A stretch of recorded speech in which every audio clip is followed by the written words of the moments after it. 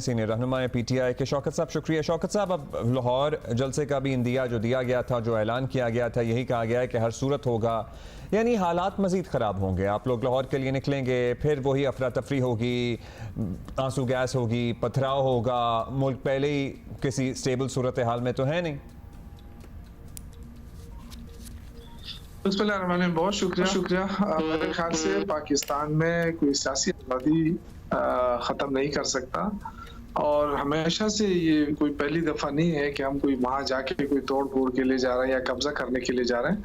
एक सियासी स्ट्रगल होती है, और सियासी स्ट्रगल की आईन कानून ने इजाज़त दे रखी है। हुकूमत बिला वजह रुकावटें खड़ी ना करे। अगर हमने वहाँ जलसा करना है तो हमें फैसिलिटेट करें, जलसा हो जाएगा, पुरअमन जलसा करेंगे। लेकिन ये नहीं हो सकता कि आप अपने दौर में तो आपने जलसे भी किए, धरने भी किए, मार्चेस भी किए, और हमने आपको कुछ भी नहीं कहा। और आज अगर हम धरना करने जा रहे हैं, जलसा करने जा रहे हैं, तो आपको तकलीफ होती है, आप रुकावट। सर, हुआ पता है क्या है कि 8 सितंबर को जो जलसा हुआ है उसमें बहुत सी, उसमें एक नहीं मुतअद्दिद बातें ऐसी हो गई जिसकी वजह से शायद अब तकलीफ ज्यादा हो। देखिए, वजह भी उसकी यही रही है कि एक तरफ आपने एनओसी दे दी है, उसके बाद आपने रुकावटें खड़ी की, एक ही रास्ता दिया, 40 किलोमीटर आपने शहर से दूर जलसा रखा, वो सारी चीजें हम मान गए।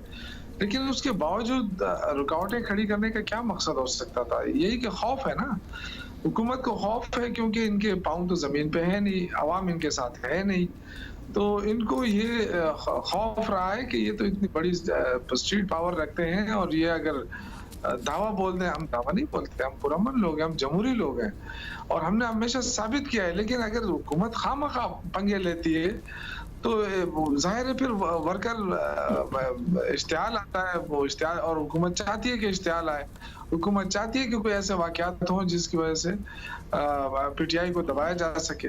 लेकिन देखिए, ये इससे हालात खराब हो जाते हैं।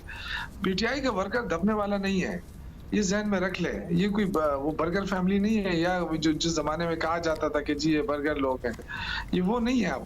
अब ये एक बहुत बड़ी स्ट्रगल से गुजर वर्कर तो चलें ठीक है, वर्कर का इश्तिहाल तो आप लोग मैनेज कर लेंगे। वजीर आला के अगर इश्तिहाल की बात करें तो उनकी इश्तिहाल अंगेजी फिर कहां तक पहुंची? शौकत साहब, आपने एक टर्म यूज किया है कि हुकूमत पंगे लेती है, तो अब जब जो वर्ड्स, जो चॉइस ऑफ वर्ड्स इस्तेमाल हुई है, जो सेंटेंसेस, जो इंसिनुएशंस सीएम केपी ने भी किए हैं, वो भी तो पंगा ही हुआ ना एक तरह से।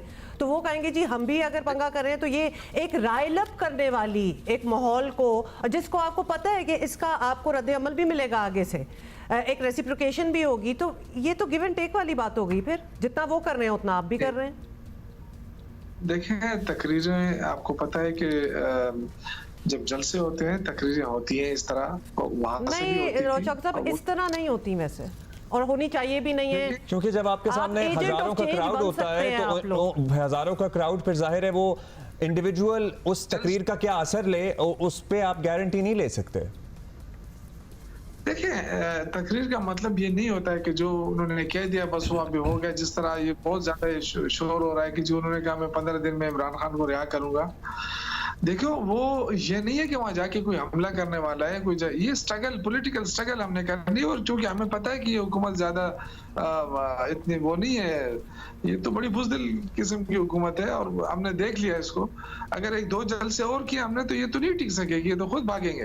तो उस सेंस में हमने कहा है, और वो उसको गलत पोर्ट्रेट किया, क्योंकि उस वक्त कुछ मीडिया ऐसा था जो एक तो उस जलसे को दिखा भी नहीं रहा था, और कुछ सहाफ़ी ऐसे थे जो कमरों में बैठकर ये कह रहे थे कि ट्वीट कर रहे थे कि जी जलसा नाकाम हो गया, जबकि जलसे में तो लोगों की इतने ज्यादा बड़ी तादाद थी कि जगह ही नहीं थी, लोग 20 किलोमीटर दूर सड़कों के ऊपर खड़े थे।